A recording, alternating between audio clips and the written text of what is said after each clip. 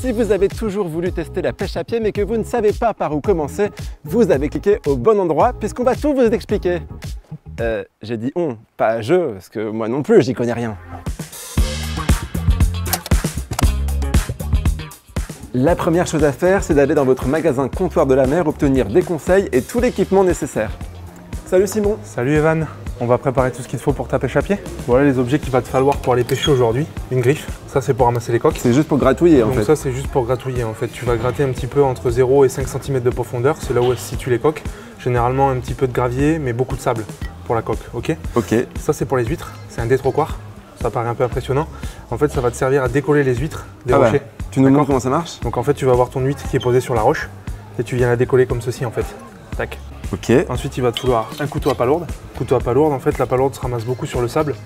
Chez nous, on a beaucoup de gravier, on a beaucoup de roches, donc malheureusement, on la ramasse beaucoup dans les secteurs de gravier. La plupart du temps, sur le sable, tu vas avoir 2 trous pour la palourde. Tu passes ton couteau entre les 2 trous, elle est légèrement plus profonde que les coques. Donc en fait, c'est ce qui va te permettre d'aller la chercher en profondeur et de la remonter toute seule. Donc ici, c'est notre rayon avec tout ce qui est accessoire pour ramasser les crevettes, épuisettes, avenaux, bichettes. Bon, il y a du choix. C'est ça. Donc toi, tu vas avoir besoin d'une petite épuisette pour passer sous les arbres. D'accord, tu vas soulever le goémon dans les flaques d'eau et tu vas passer juste en dessous dans les failles et normalement tu vas réussir à récupérer quelques crevettes. Et pour les stocker, un petit panier, d'accord? Petit panier en plastique, comme ça s'abîme pas. T'as la sangle à l'intérieur, oublie pas de la mettre. Ça c'est pour les crevettes. Bon, et il n'y a plus qu'à. J'ai tout là? Le panier. Super.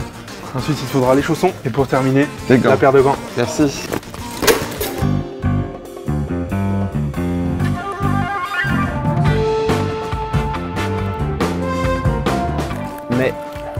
Mais c'est marée haute.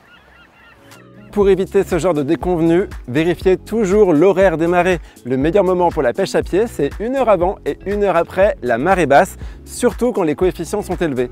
Et n'oubliez pas de contacter la mairie pour vérifier la qualité des eaux et surtout d'utiliser une réglette pour ne pas pêcher les plus jeunes coquillages.